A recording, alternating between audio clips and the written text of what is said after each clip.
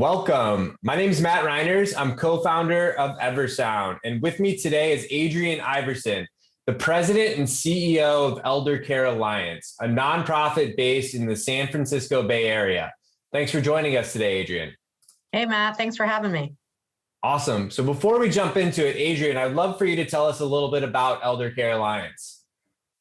Sure. We're a nonprofit that was formed back in 1997 by the Sisters of Mercy and the Evangelical Lutheran Church in America. Currently, we're five communities, four here in the Bay Area and one down in Ventura County.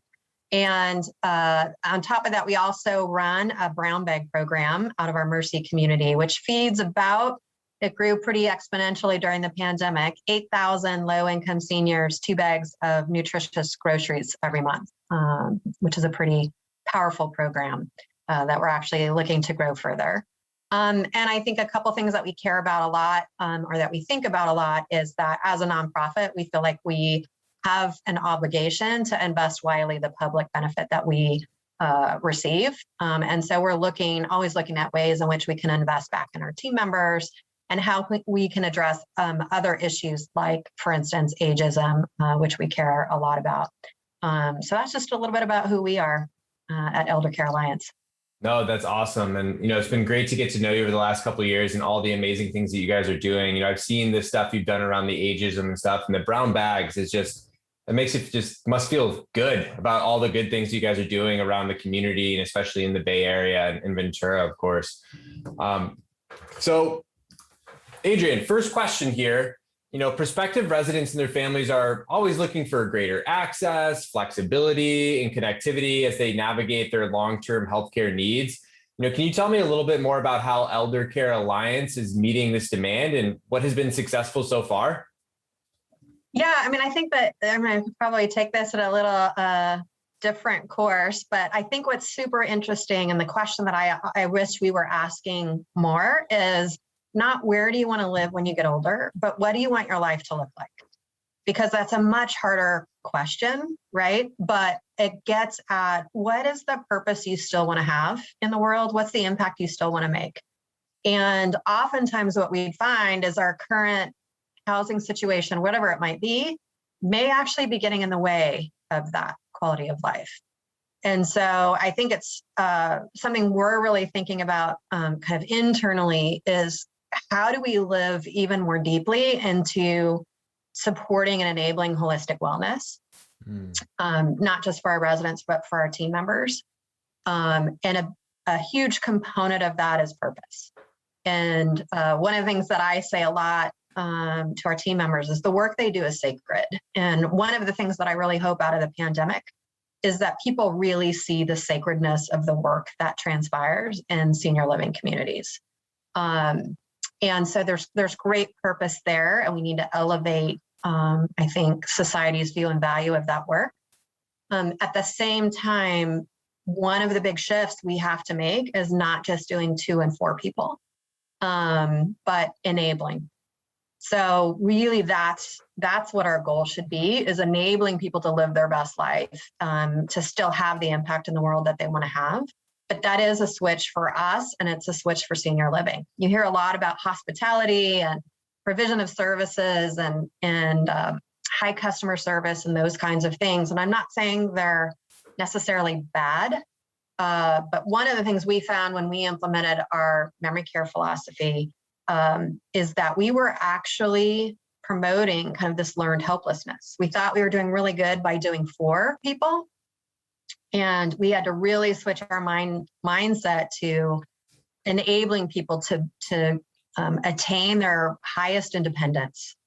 And that had a much more profound impact. So I really do hope, kind of coming out of this pandemic and then through, senior living as a field, that we talk more about what do you want your life to look like and how do we enable that, and not just where do you want to live.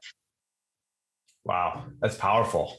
And it's a great question that we should all be asking ourselves too, as we're thinking through these communities and how we're building them and how we're promoting them. Just super powerful stuff, Adriene. And I know you mentioned a little bit about your memory care program, the I'm Still Here. and it's renowned for its evidence-based approach and based on providing a high quality of life for residents. With COVID, and you talk about this idea of learned hopelessness, but how do we help them be more independent? I'm curious, how do you think the changes we saw from COVID have impacted memory care programs, especially as it relates to like technology integrations? Yeah, I mean, I think overall, a lot of us had to switch to some of that virtual programming, right? And some of that works really well for residents living with dementia, and some of it doesn't. And so it's been, I will say, a little bit of a mixed bag. Yeah. What I would also say, though, is that one of the things I'm really passionate about is how do we not just serve the folks who live with us, which, by the way, only about 10% of people can afford to live in senior living because it's private pay. But how do we serve people who are aging in place outside of our communities? So as we think about growth in the future, we're really thinking about how do we connect and enable folks who are aging in place, and particularly those living with dementia. Because oftentimes, and again, through I'm Still Here, it's one of the things that we really, was really powerful to me when we implemented that program, was that it really elevated life enrichment and engagement to the same level as physical care. And, I think before I'm Still Here, it was really around how do I make sure you're clean and you're well fed and taken care of, and instead, how do we look at the whole person and the holistic wellness of the whole person and enable that? And so that was really, for us, the power of implementing that philosophy. And I think fundamental to that philosophy is our core belief that every person has the ability to learn, grow, and contribute, no matter their age or their cognitive ability. And I can't say that's a belief held widely in our society. And I think it's one that we need to challenge. And I'll just share a quick story. So my mom had cognitive impairment. She lived in one of our memory care neighborhoods, and she had a favorite caregiver, Ronnie, a beautiful individual. And my mom was a registered nurse. And so she at one point said to him, I think that you have diabetes. You need to go see the doctor and you need to lose weight. He lost like half of himself. He lost, over 100 pounds. And she transformed his life as much as he transformed hers. And I think it's the power of seeing the person, not the disease. And I think a lot of people might have said, because she had cognitive impairment, that, her ability to contribute was less. But in that way, she transformed a life. And so I think anytime we allow some of those biases to creep up, we need to challenge them.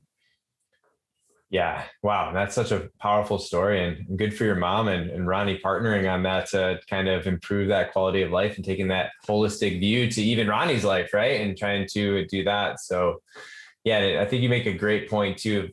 The person still being there, right? They're an individual, they have a history, your mom being an RN, where, how do we take it a layer deeper? And it's not just someone living with dementia, it's a person. It's a person who can continue to grow, can continue to learn, can continue to do things. And how do we enable that? And right. It's super powerful to even just think that. And I think, there is a gap in that, unfortunately, in some other senior living communities. So COVID-19, the conversation in senior living has always been focused on the negative impacts. Continue to see the stories and the articles around lower occupancy rates. But however, many agree without it, there's some things that wouldn't have happened in terms of like innovation, some think that would have continued to lag. And I'm curious where you think COVID-19 provided opportunities for innovation in senior living that may have never happened before.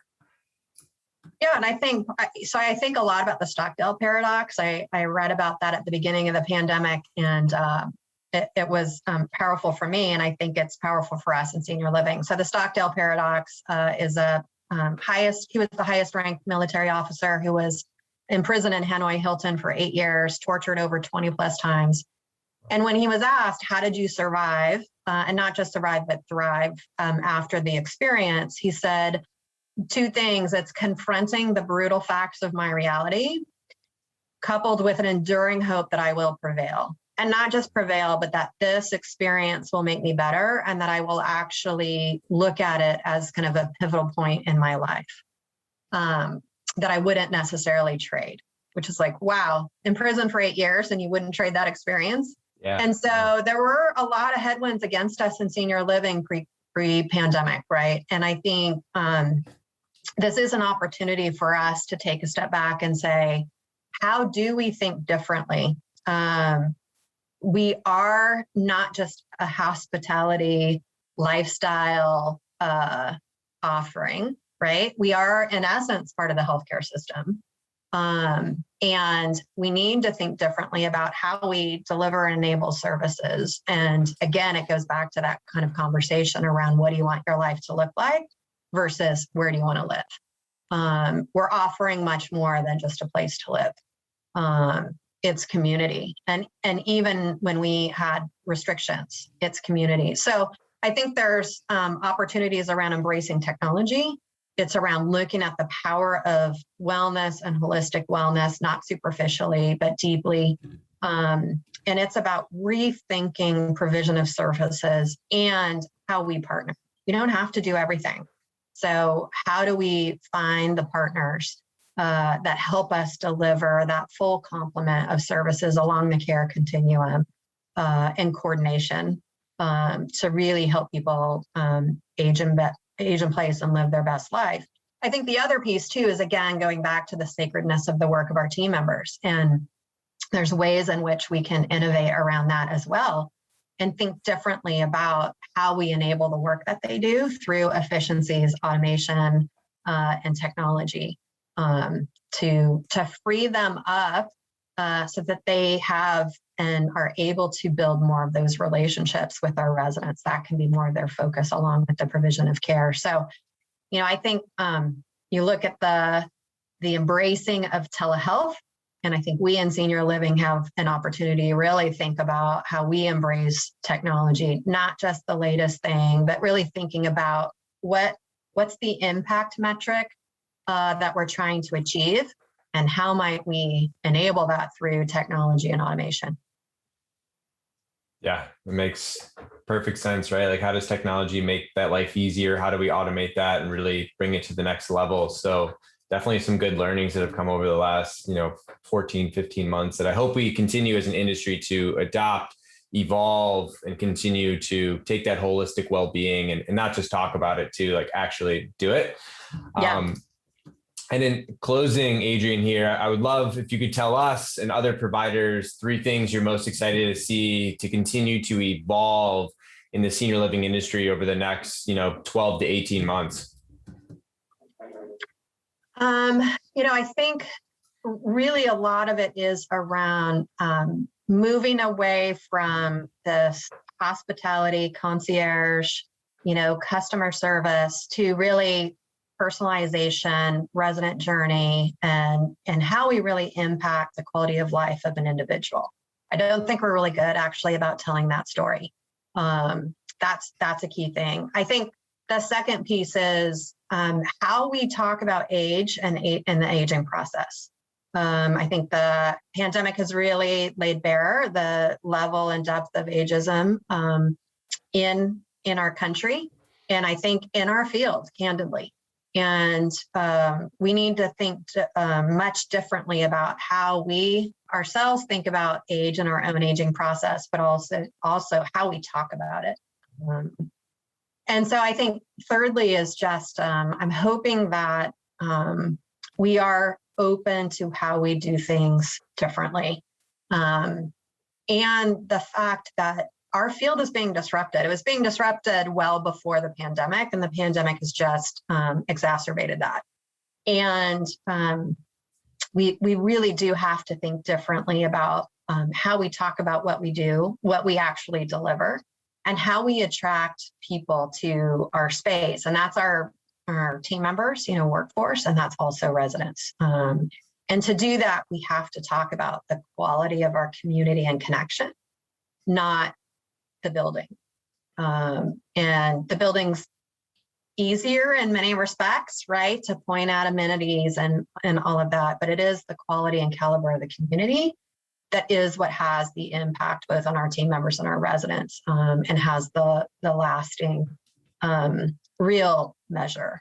And so one of the things we're thinking about is how do we actually have an evidence-based well-being metric that we use with our residents and team members, which would be so much more powerful and really get to addressing some of the things that we really saw come out of the pandemic, one of which was social isolation, right? And how well we actually combat that. Yeah, no, super powerful stuff. And yeah, the data around the social isolation, especially, over the course of COVID was pretty startling for sure. I saw my grandmother, what social isolation did to her quality of life. This was before the pandemic, before she passed away. But yeah, it definitely was detrimental to everything that was going on. But Adriene, thank you so much for joining me today. Adriene Iverson, the CEO of Elder Care Alliance. Until next time. Awesome. Thanks, Matt. It was great to see you. Thanks for having me.